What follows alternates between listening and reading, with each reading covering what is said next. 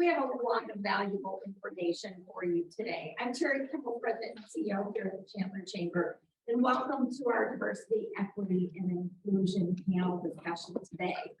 We will be hearing from a distinguished group of women who will be sharing their stories of heritage and their professional successes and how they get to where they are. I'd like to also thank members of our DE&I committee for their help in creating this event. And of course, these events would not be possible if it wasn't for the help of our sponsors: PayPal, Toyota Financial Services, Intel, Edward Jones, Terry McKibben, Salt River Project, and Wells Fargo. So let's give them a round of applause. Dive into our panel discussion today. I'd like to introduce our moderator, who is not only a professional, but a personal friend. And Conway is a senior manager at PayPal within the Global Enterprise Risk Management. He is one of our co-chairs for our DE&I committee. His professional focus lies in financial credit and fraud risk management within the business community, championing diversity, equity, and inclusion. Tyler's accomplishments include building and leading the PayPal Pride in Employee Resource Group, which serves PayPal's LGBTQ+ employees around the world. Tyler's passion for inclusivity and seeing opportunities for all to thrive is reflective in his leadership within both the business community and within the city of Chandler. Tyler is, as I mentioned earlier, he is a co-chair of our Diversity, Equity, and Inclusion Committee, and also serves as a city commissioner with the City of Chandler's Human Relations Commission. And I also want to add on here, Tyler, about 2 years ago through our leadership program, while we were experiencing COVID, our leadership program always includes a community service give back project. And we worked with Tyler. Tyler is a graduate from there. And we actually worked with him, and we have incorporated a diversity, equity, inclusion certificate program within our leadership program. So by the time our business leaders go through that program, they will have anywhere from 10 to 12 hours of DE&I training. And it's pretty exciting and pretty insightful. So I want to thank Tyler for his leadership and our DE&I committee for really making that a passion project. So thank you. So please help me welcome Tyler. You want an archetype of an ally, Terry. Great work that she does at the chamber, but really gives us a platform to do these events, and it wouldn't be possible without the chamber. So with that warm introduction, I am very proud to introduce to you an amazing panel today. Our first panelist, Indira Jeffrey. Indira is a global leader for women empowerment, a strategic planner, and an innovator. Currently, Indira works as a program manager for the Latin America of Thunderbird School of Global Management, directing the teams in Chile and Peru on promotion, awareness, and expansion of the business program Dream Builder, focusing on underserved communities. Indira is also a partner at Ekatar LLC as a business development director for this firm. She manages strategic planning, digital marketing, and international operations. Indira has a solid 16-year career in banking and finance with Fortune 500 companies in the U.S. and Mexico, including Charles Schwab, JP Morgan Chase, and HSBC. Academically, currently, Indira is working on her second master's degree in development technology at Arizona State University. She holds a global MBA from Thunderbird School of Global Management and Tecnológico de Monterrey, bachelor's degree in international affairs from the University of Guanajuato. I hope I say this correctly. Indira serves as a member of the board of advisors to the government of Guanajuato and Mexico and the Secretariat of Migrant and Foreign Affairs. In addition, she participated in the binational trade missions between Arizona and Mexico, and has organized international trade events. Indira is an active member of the community and is several organizations such as the Chandler Chamber of Commerce, the Global Chamber, the Phoenix Minority Business Development Agency, and the National Small Business Administration as a councilman. Indira's goal is to give back to the community and to make the world a better place through education, economic development, and sustainability. Thank you. Wow. And our second panelist, Dr. Lisa Magaña. Dr. Magaña is a professor in Transborder Studies, Associate Dean of Diversity, Equity, and Inclusion, and Provost Fellow for Hispanic Study Initiatives at ASU. She is published in the areas of immigration and Latino politics and public policy issues. She's the author of the books Straddling the Border and The Politics of Diversity. She is co-author with Cesar Silva in Power, Latinos Transforming Arizona Politics, and co-editor with Eric Lee, Latino Politics and Arizona's Immigration Law, SB 1070. She also published book chapters and journal articles on immigration and Latino politics, and has been interviewed on numerous media outlets.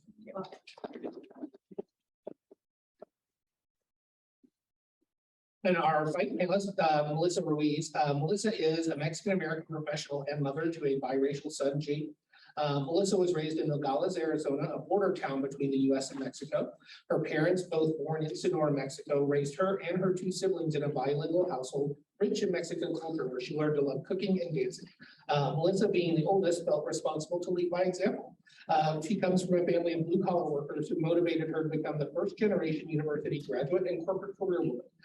This prepared her to break barriers in the brokerage industry traditionally led by males. Those who know Melissa have witnessed her tenacity to accept challenges that push her to grow personally and professionally.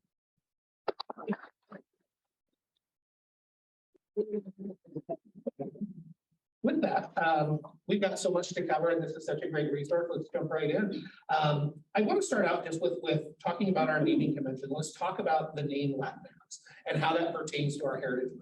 The terms Latino and Latina are represented in Latinx culture, but also Chicano, Hispanic are also prevalent terms in describing identity. What are the differences in these terms, and how do you identify them this way? Sure. Well, I teach a course called Latinas and Latinos in the United States, and we have this whole section on identity and how we define ourselves. And ultimately, it's your history, it's what generation, where you live, how you grew up, what your family used, and no one can tell you how to define yourself. That's a big deal. So we'll have somebody that say I'm Mexicano or I'm Puerto Rican. They might define country or origin.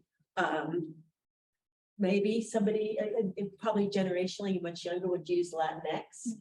There's some research out of the Pew Research Foundation that says most Latinos define themselves by the country that they're from, so Mexican, Cuban American. But I tell students, you get to use whatever term you prefer. And so that's what I typically tell them. Yeah, what I understand is Latino, as Professor Magaña says, is the place that if it is a country from Latin America, is how you define the Latino. But also, if you are Hispanic, it's because you speak Spanish. You know, it doesn't matter if it is Spanish from Spain, Spanish from Cuba. So it's how I identify those two. Well, not everybody speaks Spanish who would define themselves as Mexican American or whatever. Yeah. So that's another issue. Latinx, it's a new term for me. You know, I'm gonna be 50 years old, so I never heard about Latinx. Well, even in my introduction, I use the phrase Mexican American because that's how I've grown up. That's what I've identified with, because I come from a Mexican culture, but was raised in America. And so for me, I don't often use Hispanic. I have started to use Latina a little bit more because I think that it's more widely known. But most of the time, you'll hear me identify myself as Mexican American. Awesome. I think that's important as we think about names and kind of leading into our second question around the amount of diversity that exists within these communities, right? We're talking about really from a demographic perspective. A lot of the studies and what we see really is looking at diasporic communities. And when we talk about Latin Heritage Month, as we saw in our intro and the material we have online, we're celebrating the connection or heritage that draws back to another culture or draws in, so-called other cultures, right? If you kind of look at history, several people that used to be, we'll say Mexican Americans, when border skirmishes happened in the 1800s and wars, suddenly transformed overnight into Americans. So we have a heritage of having that in there, but these are diasporic to original communities. So kind of keeping with that idea, it's a very complex and rich history in America. What are your personal experiences that relates to your family, yourself, friends and others moving to America and how that influences their cultural background, having kind of the difference being maybe you're generational American versus someone that maybe has moved to America. Yes, I moved 19 years ago to the United States, and I went first to Oregon, so on the north. That time, the Hispanic culture was not very out there in Oregon. So to me, but besides that, let me just go back a little bit. I'm from Guanajuato. It's in the middle of the country of Mexico. Guanajuato is a very diverse state. We have the biggest university, public university in Guanajuato, and we have a lot of school exchange with all over the world, schools from all over the world. So we have a lot of tourists. And for me, to come to the United States, it was amazing because I could be living in a culture that I was looking forward to my whole life, because we have a lot of Americans coming to. In San Miguel de Allende, it's an embassy, a U.S. embassy. And you can go by the statistics, the 60% of the population are people from the United States and Canada that go to retire to San Miguel de Allende. So to me, it will blend in the American culture. It was not difficult, but I know people that it takes for them years and years to blend into the American culture, to learn the language, and to become Americans. So, well, that's my experience. I think so. I didn't come to this country. I was born in this country. But my parents came to this country, my grandparents. For me, it was realizing that and understanding that I was different at some point. I didn't know I was, because I grew up in Nogales where everybody looks like me, everybody talks like me. So for me, it was a shock when I got to Arizona State University and I had to explain my accent. At that point in time, I didn't even realize I had an accent. I was in my English 101 class and this guy asked me, where were you born? And I was really perplexed at the question because I had never been asked where I was born, not even crossing the border, right? I just crossed the border and say, you a citizen? Okay, bye. That's what we do. And that was the first time that I was ever asked where I was born. And so I said, Tucson. And he said, oh, wow, you really have a thick accent for having grown up in the United States. And that was the first time that I realized that I was different. And so I think that's when I had to start to take a step back and understand my differences and how to really embrace them. I mean, I had always embraced them, but now I had to embrace them in a different way, if that makes sense. And so for me, it was more of a journey of understanding that not everybody lives in Nogales. And so I have to be not only open to others, but be able to explain where I'm from and embrace the word different, I guess you could say. So I got to tell you, I canceled my Latinas and Latinos class today to do this presentation. So I got to do a little bit of lecturing here. If I can. My father was from Mexico. He came at a very young age. I am not an immigrant.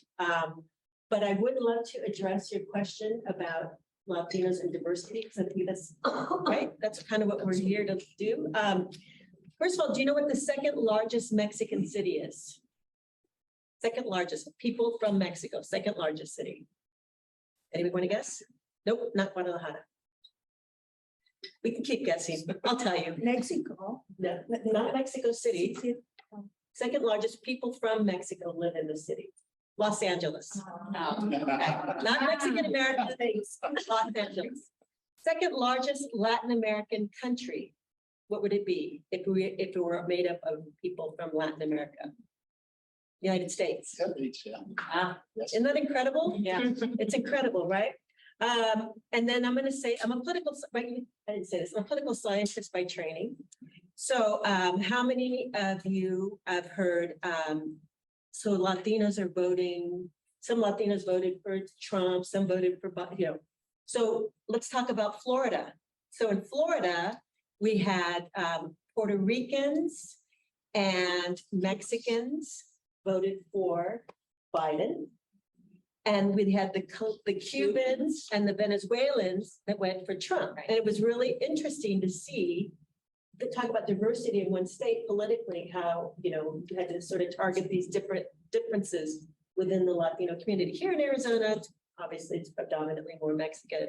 But yes, so some of these conversations about the diversity within the Latino community. So when you talk about identity, that's a big part of it, how you define yourself.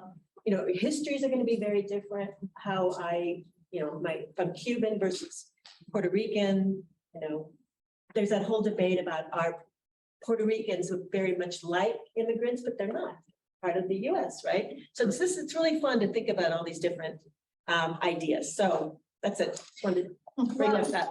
And on top of that, what do we do to educate others?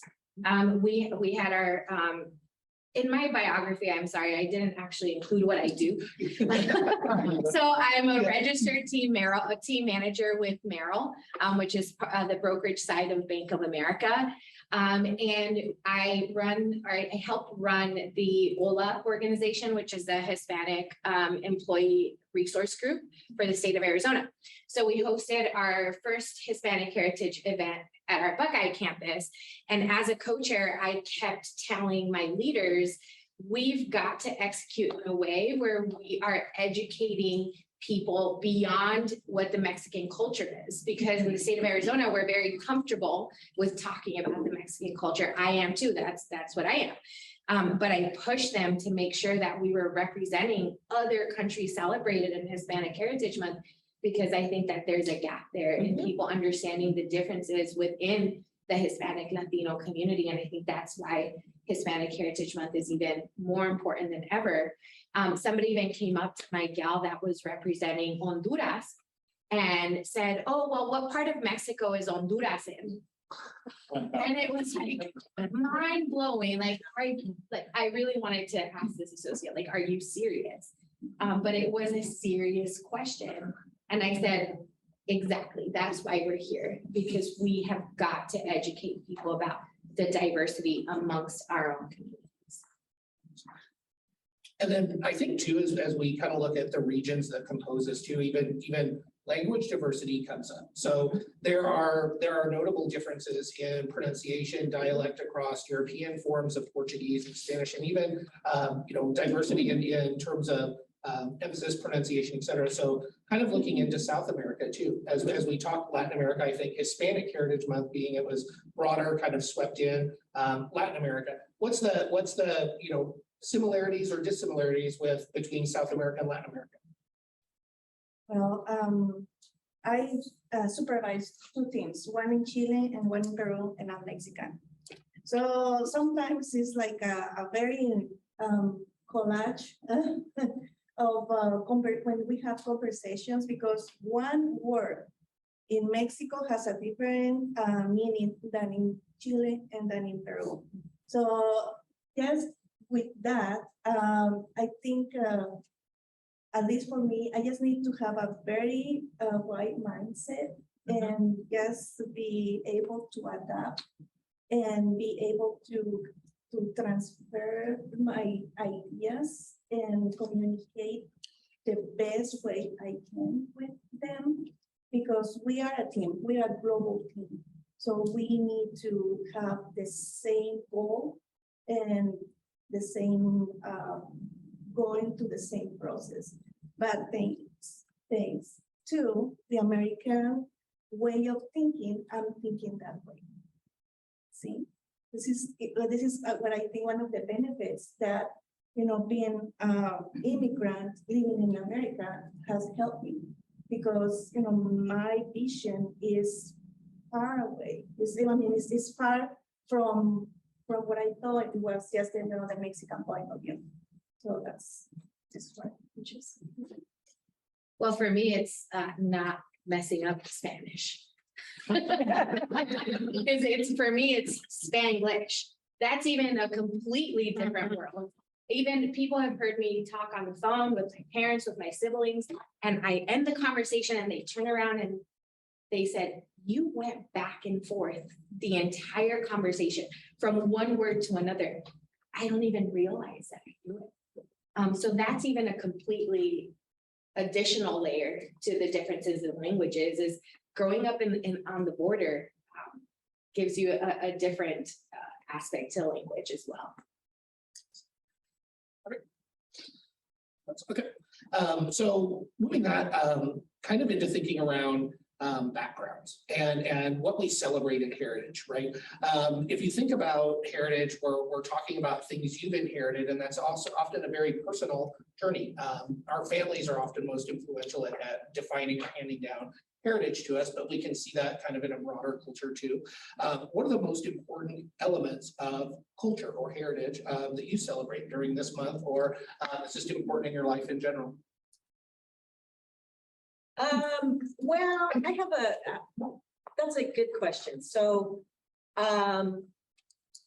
okay, first of all, I go back to being a professor. And so I had some students last year, Latino students, and it was a focus group. And what are you thinking about? And I'll never forget this. And one student said, I want every day to feel like Hispanic Heritage Month, not just 1 month. To think about identity and culture and celebrate tradition. And so I always think about that. And I always, when I teach this class that I very much love teaching, this whole idea of different traditions are so important. And, even within Latino, so I was thinking salsa. Salsa can have several meanings, right? for different people dancing, or a condiment, which, by the way, has superseded ketchup. Did you know that?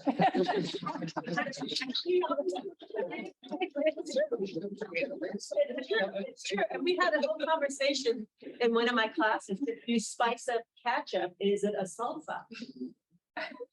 See, I didn't think you'd have your mind blown today, right? And then to even go down a little bit more on this issue of tradition. So I have beautiful students. I love my students, and we have Afro-Latinos. That's a whole other way of defining and thinking about tradition. So yes, this month is very important to me, but I think conceptually, I think about these issues a lot. And yes, there's a lot of diversity within this one particular group. I didn't really answer your question, but yeah, generally, this is what I was thinking about. So me as an immigrant, I came to the United States when I was 30 years old. So my culture, my language, everything was already set in my personality as a Mexican. And it took me like 3 years to adapt to the American culture. But at the same time, I feel like I'm a chameleon, because if I'm with Americans, I embrace the American culture. If I'm with Mexicans, I do that. And if I'm with the Colombian people, when I go to Peru, it's just like this, to me, being with different culture is amazing, because it's like a rainbow, of I don't know, feelings. But regarding the Mexican culture, it's just, it's what I have 2 kids, 10 and 8, and I try them to see Mexico as, the country of their mom, but also I like them to see the whole world as one world. It's what I want them to see. I don't want them to see difference between. And I think that's very important for us with the young generations, to teach them that, okay, you have your own culture, you have your identity, but also you belong to this wide array of people that everybody is. So for me, my son is officially an Afro-Latino. Okay. What I try to do is I try to share my heritage through food and through music. I absolutely adore to cook. When I feed people my food, it makes me happy. So if we go camping, or if we have a gathering at my house, I try to implement an element of a Mexican food that I'm familiar with. But I can throw down on many other cuisines. But I really like to, like, my friends get the benefit of having my tomatillo salsa all the time because I always have leftovers. So I'm always embracing the food piece of what my grandparents and my parents gave. But then music-wise, I also, with my playlist in the car, at work, camping, wherever we're at, I try to mix in the music that brings joy to my life. And by the way, I did win a salsa dancing competition. It's you. So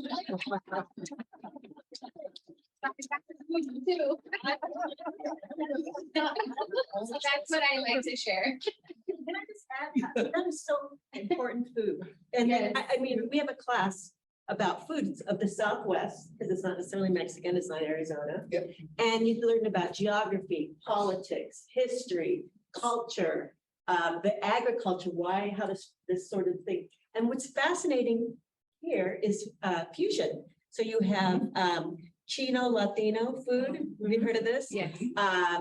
What's the hot dog? Sonora dog, Sonora. right?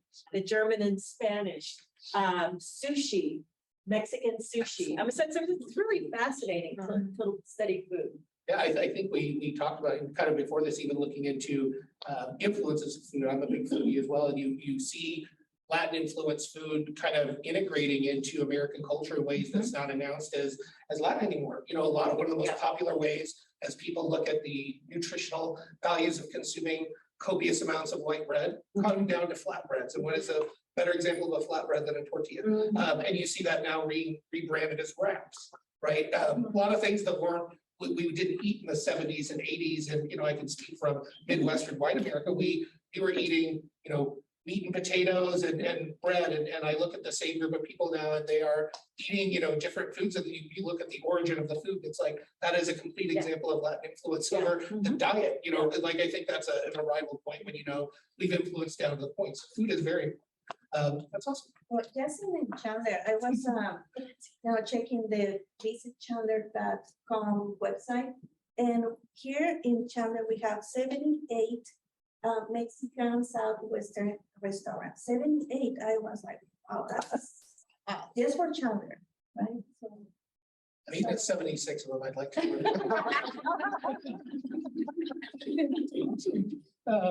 I think celebrating heritage, I love these. These are the personal traditions, but when I hear any Heritage Month or anything focusing on history or what we inherit, I can't help but think of historic figures and pioneers, trailblazers, people that you may have an admiration for personally or an historic figure. What are some of the trailblazers in Latinx history that you admire most? Emiliano Zapata. Well, he was the leader of the revolution, the Mexican Revolution. And my great grandfather was with him in one of the regiments. And I used to hear a lot of stories about, you know, how they used to, you know, drag like food and boxes, you know, for the whole military and how, you know, we were killing people, each other, you know, all those stories like, you know, war stories. But to me, that was amazing that, you know, my great grandfather was with this person that's so important for the Mexican culture. I'm going to say, am I saying this right? Jose Andres, the chef from Spain, Andres. I find him to be a hero and inspirational. He does all these World Kitchen where he feeds people, just feeds people. And if you want to see a beautiful film, it's called We Feed People. And it just the miraculous stuff that he goes to places where, you know, Puerto Rico, where there's a hurricane or, you know, so I find him very inspirational.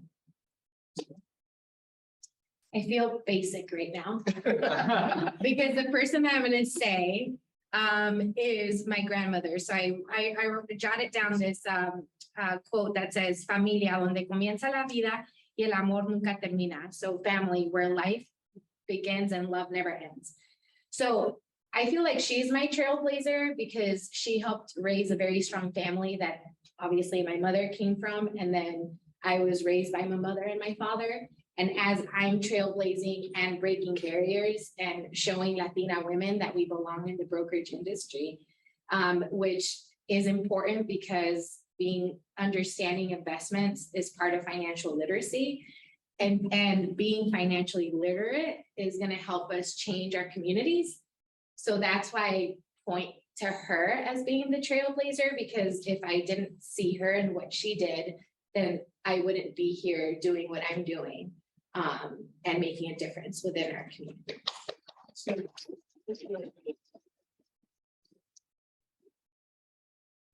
We, through our chamber, our diversity, equity, inclusion committee, our women in leadership committees, has made special emphasis on lifting and celebrating women leading in the workplace. As Latinx women, what are some of the challenges you faced on your career journey? What advice would you give? Good question. Yeah, so I may say first for me in the beginning, it was the language, because I came to the United States to learn English. It was a little bit difficult, and the worst thing is that I learned French first. So trying to learn English, it was very difficult for me. But then also the way of doing business. The way of doing business in Mexico is very different than doing business in the United States. The United States is more straightforward. And in Mexico, we just talk and talk and never get to the point. And you can see that, like people, they are like, okay, get to the point, In Mexico, the best way to do business is to take your client and have lunch. And here, you don't do business at lunch, that's the adjustment. Well, obviously I don't have a business background, but I had, when I was going to get my PhD, I was this guy I was no longer dating, but he was like, you're not PhD material, you're not smart enough. And my family, I think I was like 25, you should be getting married. He wanted to get married. And, I always say my mom wanted me to get an MRS. It's a lot of that, a lot of, the pressure to not go into academia because it's weird. And what are you going to do with that? And then I would say later, as a political scientist, I think what I found not a whole lot of research on women, Latinos, and sort of rethinking the notion of politics. And so, I'll just give you an example here in Arizona. We have remarkable immigrant students that are very political, right? And so kind of thinking about redefining what that meant, and then political science is very male. I'll just say that generally. So that was always, the first, or doing something different, or this is not what we normally do, so it's not as respected, I guess. So a lot of firsts for me. But yeah, I feel very privileged though to be in this position now, to be on this awesome panel with you guys. But yeah, so a lot of firsts for me. Outstanding. Yeah. You're the trailblazer. That's great. Mhm. I love it. Tyler, how much time do we have left? Practice privacy, if possible. So being in the brokerage industry, every day is a challenge for me. We're fighting against history, right? The brokerage industry has historically been dominated by white males. My first conference room meeting, we were in what we call the fishbowl. There was 8 men in a suit, and then I walk in with like this colorful, beautiful dress. I'm the only woman in there, and I'm the only Latina in there. And talk about being in a shock, because we don't have these conversations at home, right? I didn't sit around the dinner table and talk to my parents about, what do you do when you walk into a conference room with 8 white males to lead a meeting? We just don't. We didn't have those conversations. So the experience for me has been about having confidence in my own self and understanding that I'm there for a reason. There's a reason why I'm there. I belong there. Nobody's doing me a favor. I worked hard. I got my Series 7, my Series 66, my Series 9, and my Series 10 on my own. And so I belong there. And that is something that I have to remind myself every day because of all of the additional challenges that are around me. And again, that's why it's important for me to share my story, is because Latina women, minorities in general need to understand that we belong in the brokerage industry. I mean, I've had conversations with clients where I've been told, I don't want to speak to you. I need to speak to a man. Or I don't want to speak to you. I need to speak to somebody that lives in the United States. And as a manager, I've had to tell a client, you asked for a supervisor to resolve your problem, you will be speaking to me today. And I didn't learn that growing up, speaking so directly to somebody, but I had to not only learn it, but embrace it. Because again, I belong there.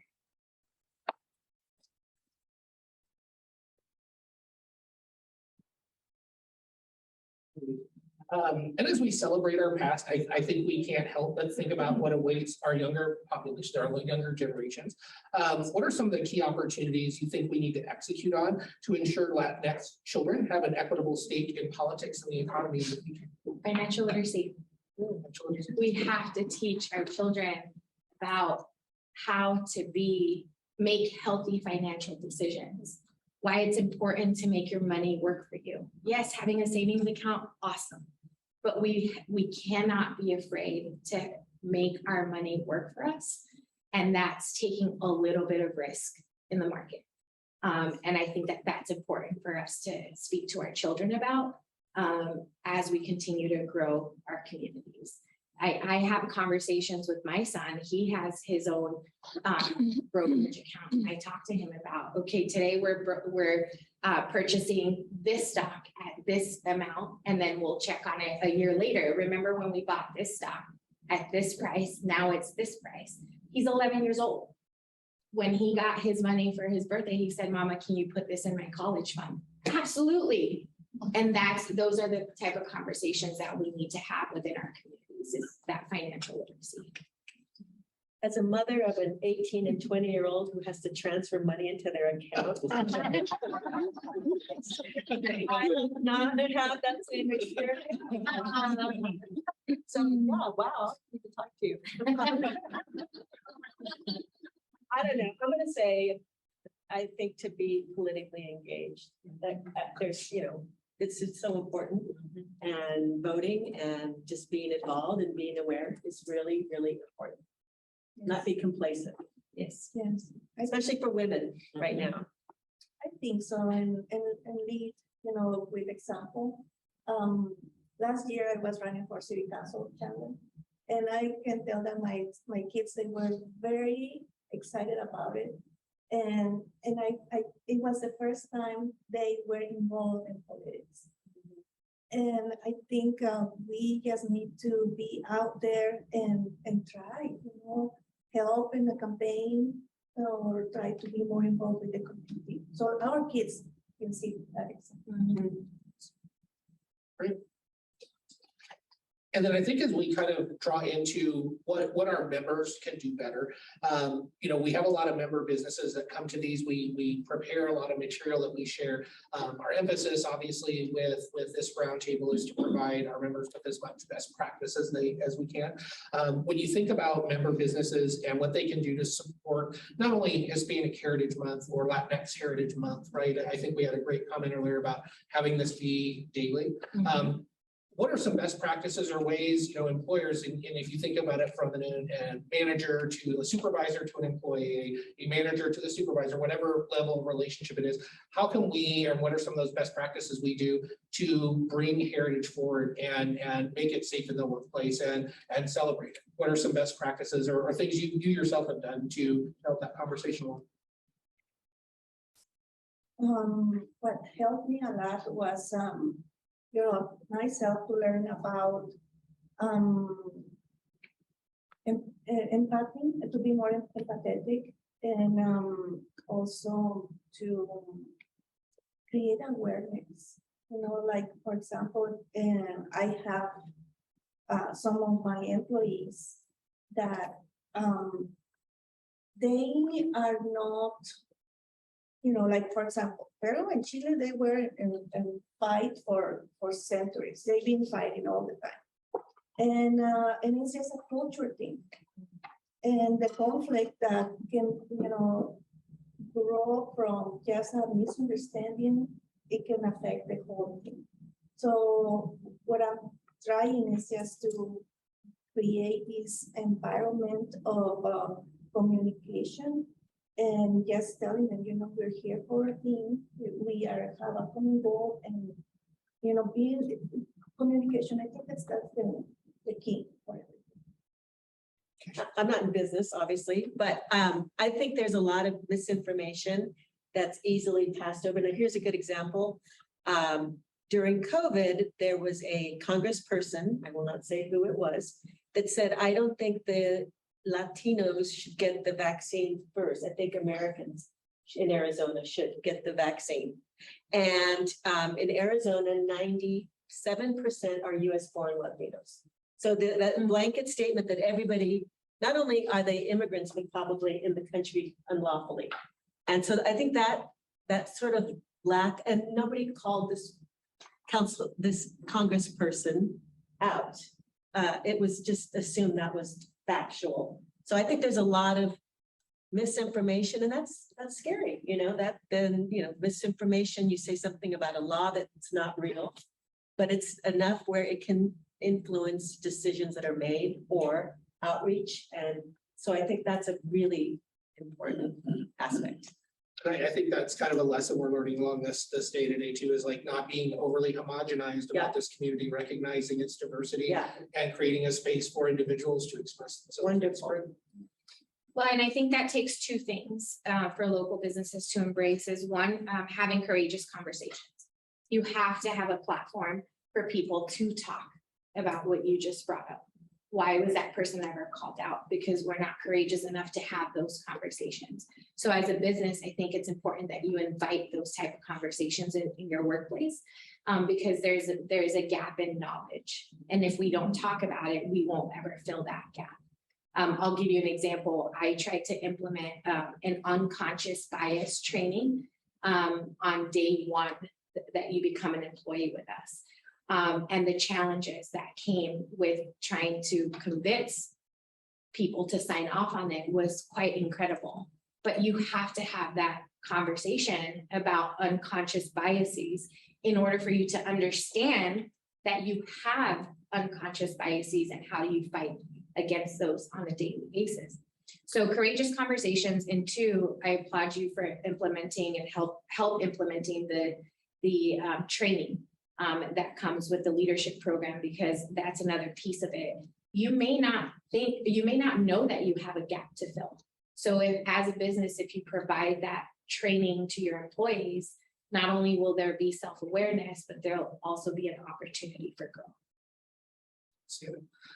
I think, you know, for me personally, and watching this, I think some of the ideas that have come up too around how we engage people in the Americas, and I think Arizona particularly unique in our economies, and that we are very connected just geographically even, but certainly in economic rails to Latin America and South America.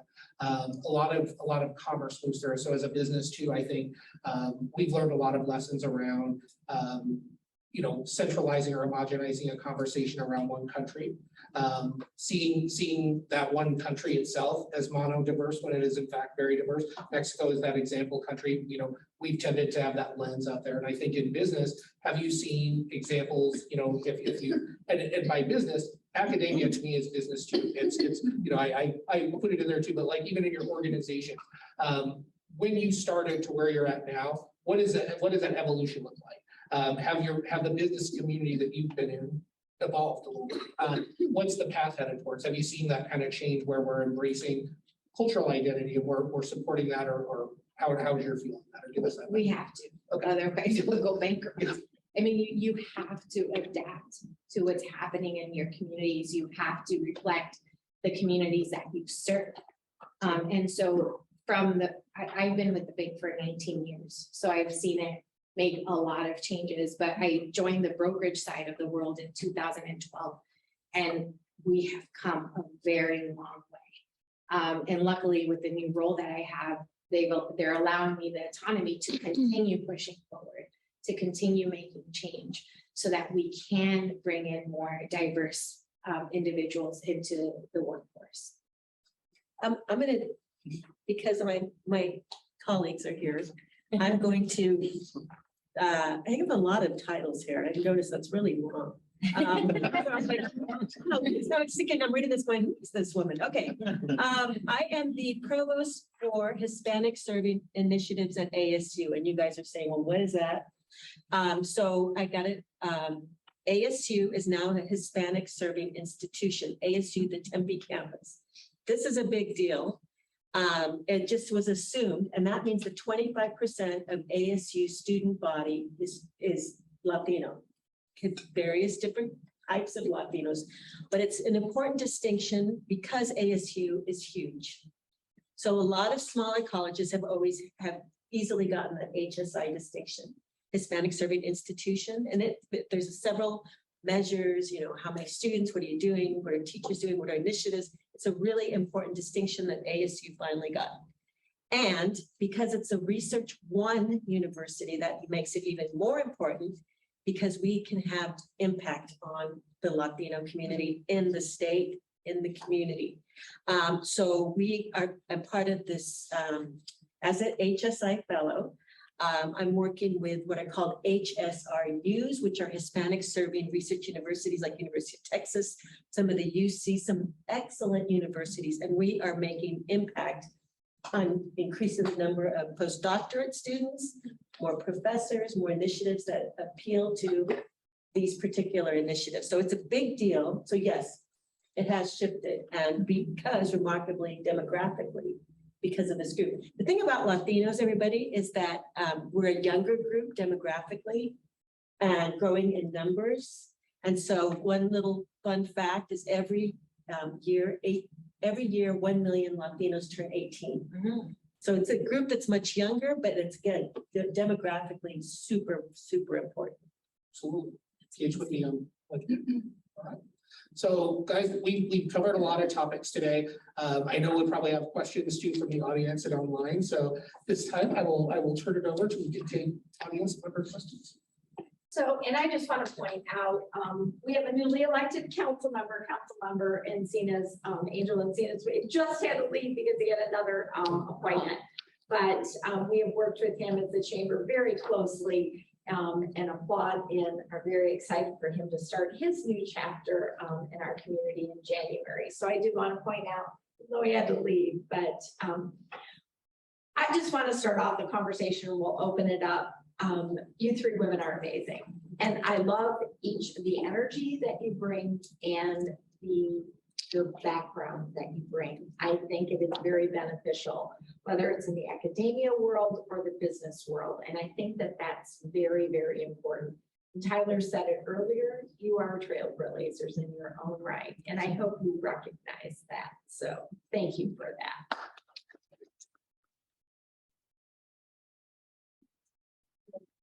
Yeah. All right, we'll come up with another word. So questions from the audience. Yes. I too wanted to recognize Councilmember-elect Angel Encinas, and also I'm from ASU and work at ASU. I'm not here with the team, but I do also want to give a nod to the fact that ASU has its first Latina vice president, and Nancy Gonzalez, who's very supportive of these type of initiatives. And I actually worked under her as an undergrad at ASU. So that's something to be celebrated. And I have a question related to accountability. So I feel like, you know, we tend to develop DE&I all of a sudden, maybe we see it everywhere. Institutions and organizations may have it as a checkbox, may even hire somebody to hold that position.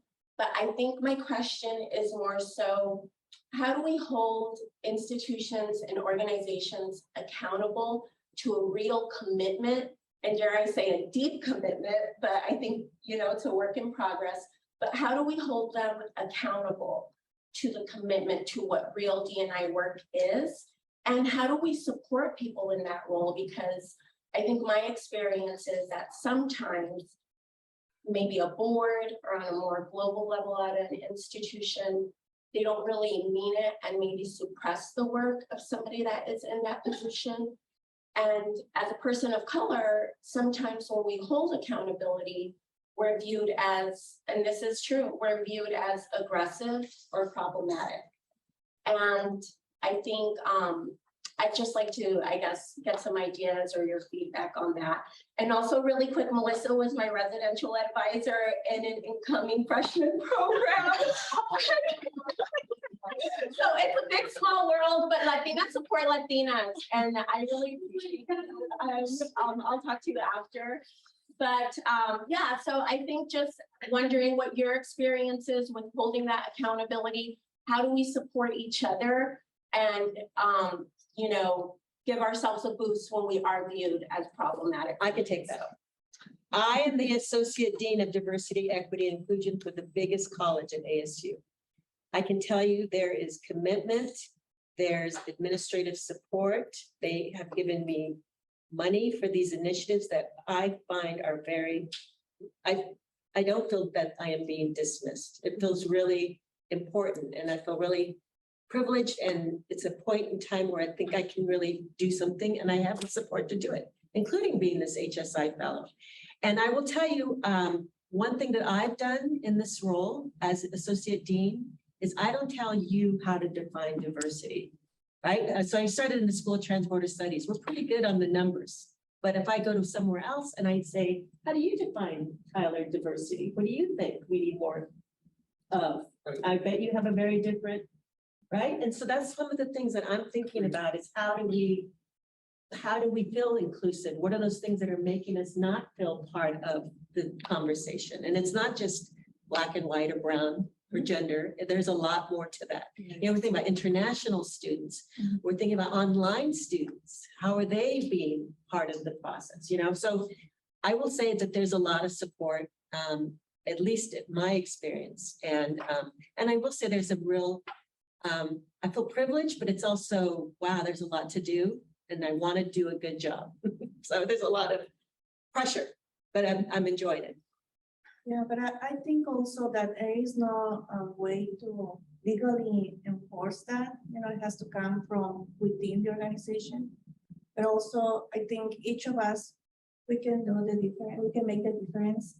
At least, you know, women to women, we need to support each other.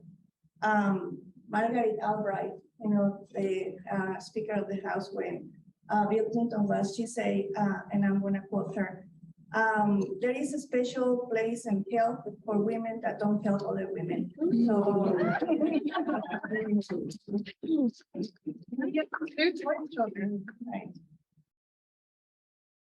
For me, you got to keep pushing. You have to keep the conversation going. You have to be that person that challenges the norm. You have to be the one to ask for accountability. So obviously I work for a huge organization, and some examples on the way that accountability is shown is through consistent communication to us about commitments that are being made, not only financially, but also ourselves in the opportunities that I've been getting to be able to be out in the community. So I think that it's important to embrace what you're doing and push on a daily basis. And I think that that's how you hold organizations and institutions accountable, is by being the person who continues to have those conversations, even if you get pushback, even if you get categorized in a certain way. There has to be a person, a group of people that continue to push on a daily basis. And I think that's how you get accountability. And I will say on behalf of the chamber, as part of our mission, that we provide programs and services that attract and retain businesses while celebrating those diversities. And I will tell you, our DE&I committee makes sure that we do that, and our board of directors every single day.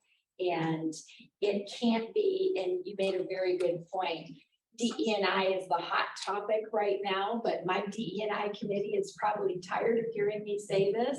We are gonna keep pushing through till it's part of the norm. That it is just, this is not just, this is who we are and this is what we believe in, and we will continue to make those strides.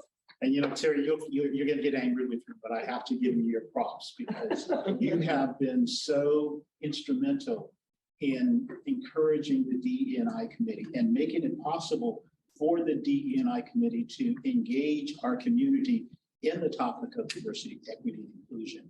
And I guess I would say that it requires people to be courageous. There will be uncomfortable conversations. People will get angry with you from time to time, but you have to persevere. You have to keep on fighting the good fight because it's really, really important for our entire community.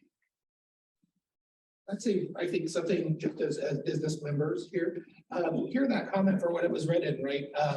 We're talking about sensitive things. And I think as you come to any conversation, assuming positive intention from people, even when accountability is demanded, very important. I also would say, the conversation around diversity has to shift to inclusivity, right? Diversity by itself it can be a smoke and mirror tactic, right? If I have a room full of, 10 people and I manage to visually eyeball a skin tone that fits each, I can say, look, visually I've achieved diversity, but inclusivity is a different measure. That's where I think the conversation around this has to shift from diversity to inclusivity. And then you have an ability to say, businesses, I don't consider you practicing or walking the talk, so to speak, if you don't have metrics I can see. One thing PayPal did along its journey that I think was really important is we started publishing metrics. And even when they weren't perfect or they weren't flattering always, right? We wanted to show percentages of women in leadership positions, how that changes over time, and not leadership positions of we're going to siphon you into one managerial role. We're publishing at the manager level, the director level, the VP level.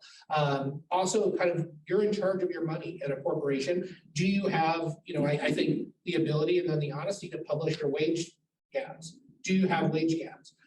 Do women employees earn the same amount as men? Do Black employees earn the same amount as white employees for the same role? And when you set an easy monetary goal around having no pay gaps, I think that starts you off on a very equitable footing. So I think looking deeper into companies, because to me, all of inclusion is a behavior. Diversity is a fact. Look around the room. It's the world we live in. Choosing to include people is a choice and behaviors that go along with it. So, I think heralding and virtue signaling, we saw a lot of that discussion, when we had racially animated things happening in America. These things have happened over history. Those haven't just happened. I think the most recent galvanizing one being George Floyd. A lot of the conversation, centered again around racial diversity and not the behaviors of inclusivity. So at a business culture level, I don't think you're wrong to say things like, and flipping the script too, as a stakeholder in a business, that you're asking for, maybe where are we progressing? How are we measuring this? I think if you were asked in any other context to walk into a business project and just said, let's get going, there would be a lot of pause and break and say, well, wait, what are we going to measure? How do we know this was a good business project that we did? Did we make money off of it? Did we achieve a goal, right? Diversity seems, we haven't caught that inclusivity planning yet fully. So I think we have to develop those performance indicators that say, I can see you're behaving in the right way because it shows up in these categories, and just having the presence of diverse people doesn't feel like we're achieving that anymore. It's the presence plus the inclusion, and it's creating opportunities in space professionally. So, I think a lot of the folks on the panel have shown they forged ahead in spite of obstacles and barriers. And I'm sure along the way, maybe a toe got stepped on once or twice. You're a little out. Continue to push. And I think, as businesses, don't feel threatened by pushing. Look at it as this isn't serving what we want. I think as we talk about, serving the community we live in and being reflective of it, the community is wanting inclusivity. It's not wanting diversity. It's like, if I want to see your brand and give honor to your brand, I need to see that I have a partner organization or other people like me can have a partner organization, or else I'm really not serving. Very good. I have a comment. Give me a question. Yeah. So in celebration of Hispanic Heritage Month, as a Colombian that moved to the US, I've lived here a little longer than I lived in Colombia. So I feel always like I'm somewhere in between. I'm not fully embraced by the Colombians because they think I'm too Americanized, and I'm not American enough with the Americans. Even though in reality, I've always been American because I lived in South America. So being part of the US is just one new facet to me.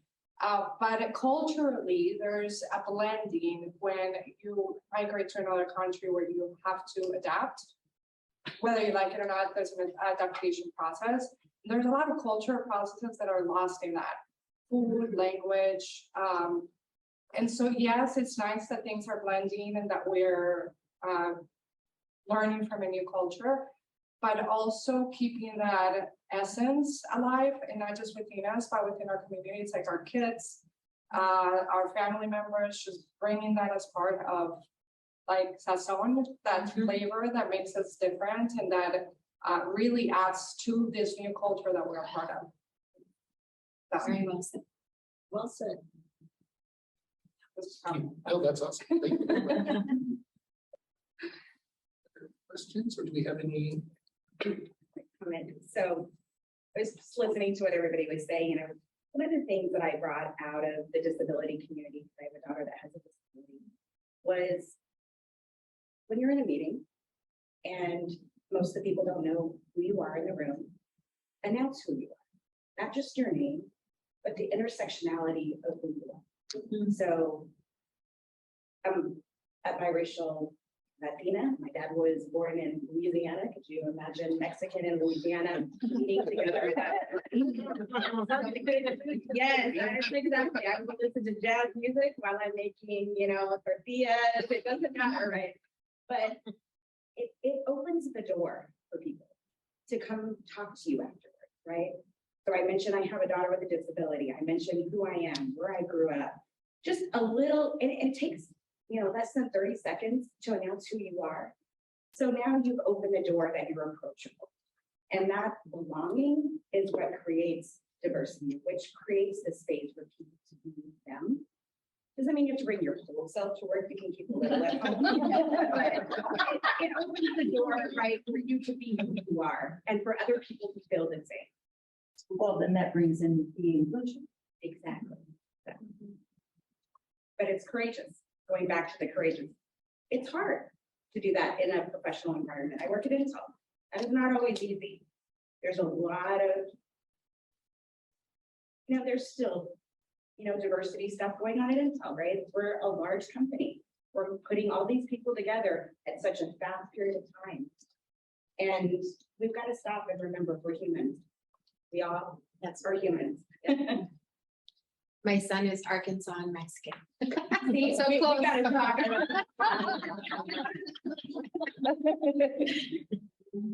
think it's important to continue, as you all mentioned, recognizing the differences, whether it's from country or culture or what have not. I have 3 of my children are very pale-skinned redheads, and they actually stopped telling people that they were Hispanic because nobody believed them because they didn't appear the way they typically associated with Hispanics. And I told them, no, you never have to hide who you are. It's their issue, it's not yours. You can still be proud of who you are, regardless of what others' opinions are. But, it kind of goes both ways. They had, Hispanic friends who told them, no, you're not really Hispanic, you're white. Yeah. Simply because of their appearance. I start my class up with, what do I have in common with J-Lo? I didn't say anything. That's a good icebreaker. Yeah.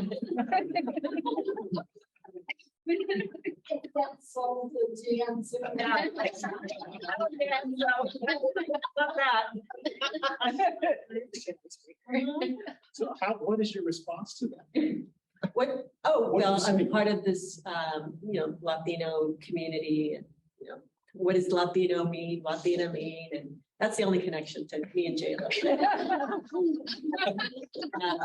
in her 50s. That's the only thing. But yeah, There's not a whole lot there. Trailblazer, yeah. That's right, they're kind of like trying to be polite, the students, at the same time.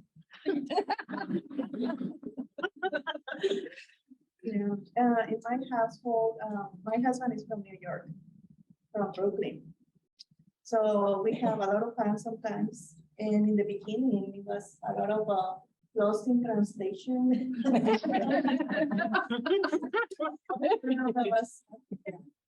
my kids, they love, like having, kids that from New York and the mom from Mexico, and I'm very strict, I'm Mexican. And sometimes it's just like, why you don't let me, like, for example, sleep over? And I no. After you're 18, you can do whatever you want. But it's just, my culture is like that. So yeah. A lot of fun. Thank you. Absolutely. I have a question for Indira. You mentioned in your presentation that you had a real challenging time. You may have said difficult, adapting to the culture here. So what was your greatest challenge? What aspect of the culture here was the greatest challenge for you? And what would you say to new immigrants to this country? What advice would you give? Yes, I think the greatest challenge in the beginning, it was, learning how to properly speak English. I'm still having my big accent, but it was worse before. So people was looking at me like, what are you saying? And I felt like, are you not understanding what I'm saying? Or it's just because of my thing? Or it was just myself, in my mind. Because sometimes people, they don't even care. It was just the biggest challenge, I think. And like I say, also, the way of doing business, like I'm more straightforward, more like on time. Like sometimes, in the beginning, I was just Mexican, and I'm Mexican still, but and now I try to be on time. And before, But you see what you said, you try to be on time. I also try to be on time. Yeah, well, that was one of the biggest challenges. And, people sometimes they don't understand, where you're coming from, and they try to give you hard time. That's it. But anyways, and the second question. The second part of the question was, what advice would you give new immigrants to this country? Yes. I think when an immigrant comes to this country, they think that they can do the same style, that type of life they have in their country, any country. And I think as an immigrant, you have to respect, the other country. And it's what I was, my parents taught me to respect. And it doesn't matter if it is another language, the elders. And I think a lot of immigrants, they come here and they don't know, it's mainly because ignorance, but they don't obey the law and they get in trouble right away. They try to, do things, not very in the legal area. So I will say just to, know a little bit of the other country at least, try to learn the language, try to learn the culture, try to adapt. May I add to that? Yes, please. So the diversity within immigrant groups, some are refugees, very different reasons why they're coming, but some that are brought here as children.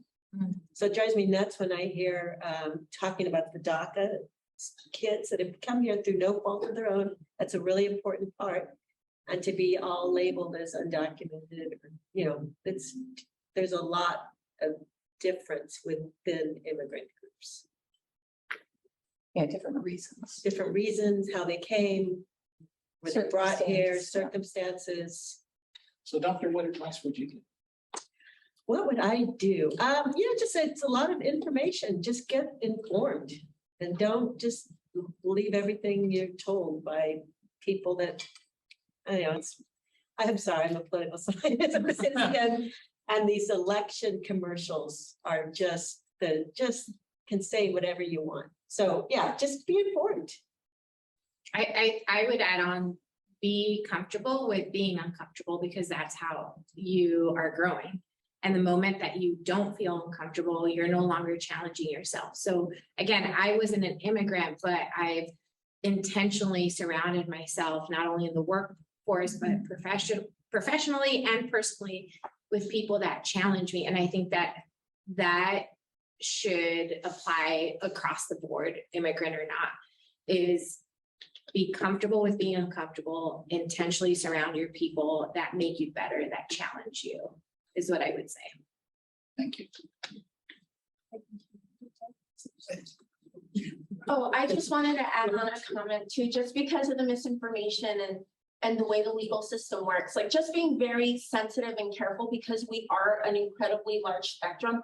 And the truth is, not everybody is here in a documented way. So when we talk about following the rules, staying within legal parameters, every day is a challenge just existing for some people in that world. And just realizing, like, if you want to get a job and you're not documented, well, you might have to go through some alternative ways to make sure that you're making a living for your family. To get in that car is sometimes a risk for people every day, because they might not have access to get car insurance or to even have a license. So I just am a little bit sensitive when we talk about like the legal parameters around that. And my advice would actually be, find your community.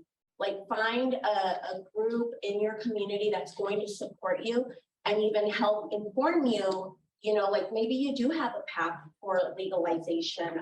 A lot of times it's a myth, and there's obstacles in itself with like financial costs and whatnot, but we have a lot of good people out there and community organizations that are doing the work to make sure we support each other and progress and do better as a citizen here, or resident, I should say, here. And just to add to that too, yes, find a community that supports you, but also find a community that challenges you, because we tend to get comfortable within our spaces. So I think you have to add that on. Yes, we need that support, but you also need to embrace others that may not understand you, that may not look like you, that may not talk like you, but you've got to surround yourself with different people in order for you to continue your growth in general as a human being. I am a daughter of an immigrant who immigrated from Brazil down to Central America here. And then my dad is from Puerto Rico, so you have that mixture. But one motto that my mom told me from the beginning: nobody owes you nothing. Mm-hmm. And talk about, when you find that community and you have that culture, and me also being a military brat, nine different schools before hitting high school, a lot of different countries in between. It gives you that openness when everybody's talking about, you need to respect the country that you go to. You have to respect it. There is no ifs and buts. You have to embrace what's there and kind of emulate that part of the culture. I'm not the regular Latina. I don't fit into the Puerto Rican culture. Like, look at me. My daughter left off to college as she was turning 17. In Puerto Rico, they said, your mother does not care for you. Mm. But guess what? My daughter graduated from grad school when she was 21. She started in high school. But I said, I don't want her to come back with the tail between her legs. That I didn't teach her how to find a doctor, how to do this, how to fend herself. And she's got her own business now. So, she's 28, but it's like, when you're an immigrant, I can say, my daughter, her dad is from Puerto Rico, but she was never raised in that culture. Mm-hmm. And they were tough on her. It's like, it's like the Puerto Rican culture is like, you have to be made out from in and out. Guess what? She was going home PJs to school. She didn't care until finally she started trying to fit in. And she says, Mom, that doesn't work for me. She went back into who she was. At the end of the day, you need to embrace who you are into that culture and bring the best of you and take the best of what they provide to you. Because even to this day, it's like, the Puerto Rican part of me, it's like, oh, Angie, where you're not this. I'm like, I know. I'm fluent in Spanish, They said, but you have an accent. It doesn't matter where I go, I have an accent in my Spanish. So, and the same in my English. I'm like, you know, born and raised in the US, I was born in Miami. It doesn't matter. I have an accent and I embrace my accent. He said, you have an accent. I said, so do you. From another state, you have an accent from that state. So embrace, you know, they don't understand what you're saying. Guess what? What is for the modern family from Colombia, she is, right? Embrace it, you know, put it out there more. So, you know, and I still go for it. Nobody owes me anything. It's like whatever schooling, whatever we do, my mother never even finished high school. And that woman, whew, gosh, she can beat out anybody with any PhD. I have masters and she would beat me up in finance. Finance, but one thing that she told me, no schooling, the enemy to your money is finance. And that was my, and that was my start to what this is. So being a daughter of an immigrant woman that she just busted herself in everything she did, she has now passed, but oh my gosh, it's like she laid out the groundwork.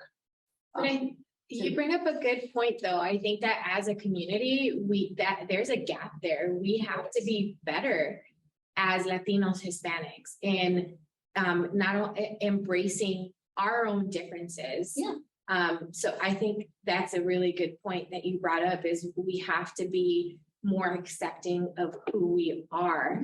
Like you gave your example about not fitting in, you know, too American for the Colombians, not American enough. We have to be more forgiving of ourselves, try to be more understanding, and try to be more open about all of those differences that we bring to the table.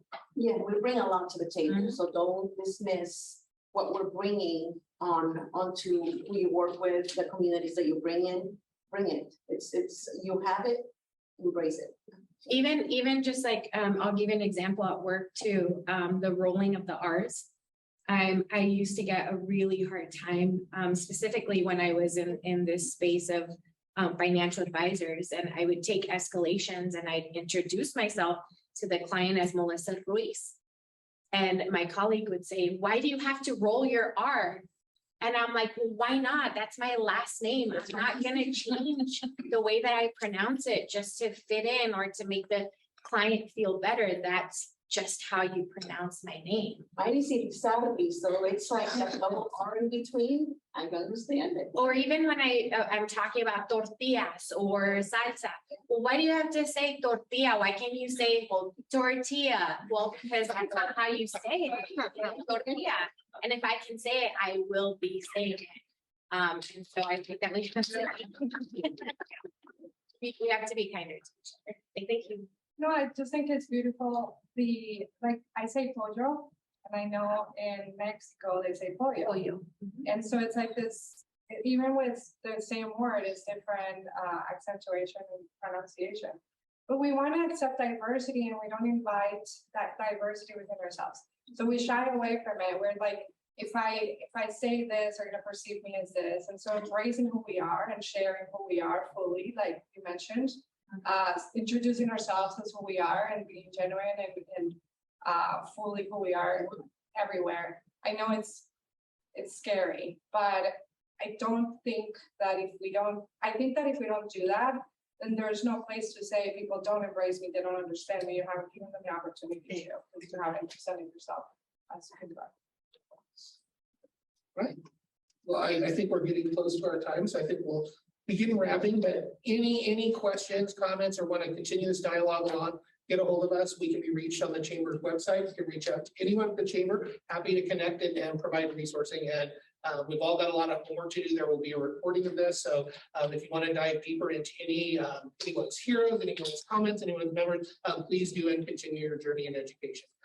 With that, we thank you again for our sponsors for making this program possible. PayPal, Toyota Financial, Intel, Edward Jones, Terry McKibben, Salt River Project, and Wells Fargo. And there is an evaluation survey that will be sent to you after our program. Please fill it out. Let us know what you want to see in upcoming roundtables, topics.